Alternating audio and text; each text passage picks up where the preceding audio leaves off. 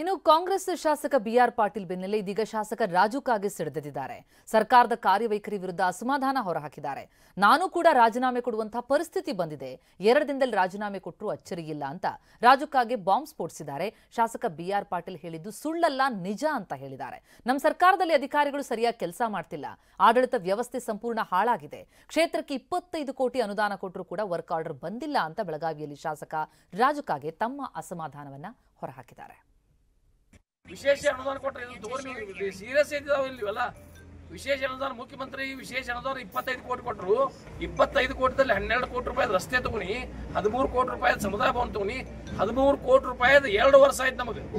ಎಂದು ಕೊಟ್ಟಿದ್ದಾರೆ ಅದನ್ನ ಅನುದಾನ, ಎಂದು ನಾವು ಪ್ರಪೋಸಲ್ ಕೊಟ್ಟಿದ್ದೀವಿ, ಇದುವರೆಗೆ ವರ್ಕ್ ಆರ್ಡರ್ ಕೊಟ್ಟಿಲ್ಲ.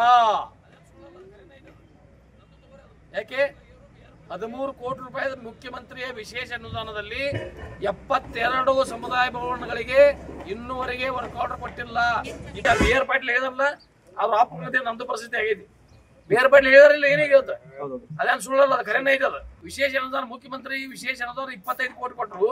25 ಕೋಟಿದಲ್ಲಿ 12 ಕೋಟಿ ರೂಪಾಯಿ ರಸ್ತೆ ತಗೊನಿ, 13 ಕೋಟಿ ರೂಪಾಯಿ ಸಮುದಾಯ ಭವನ ತಗೊನಿ, 13 ಕೋಟಿ ರೂಪಾಯಿ 2 ವರ್ಷ ಆಯ್ತು ನಮಗೆ.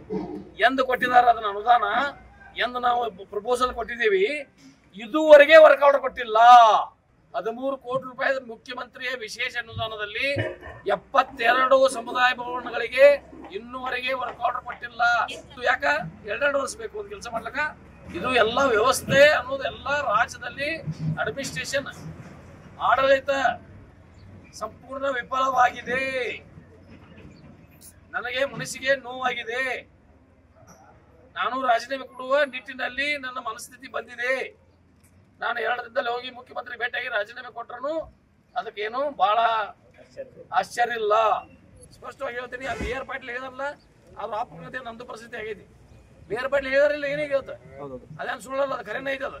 ನಂದು ತಗೋರಿ ಅದನ್ನ. ರಾಜು ಕಾಗೆ ಅವರು ಬಿಆರ್ ಪಾಟೀಲ್ಗೆ ಬೆಂಬಲ ಮತ್ತೆ ಇದನ್ನ ನನ್ನ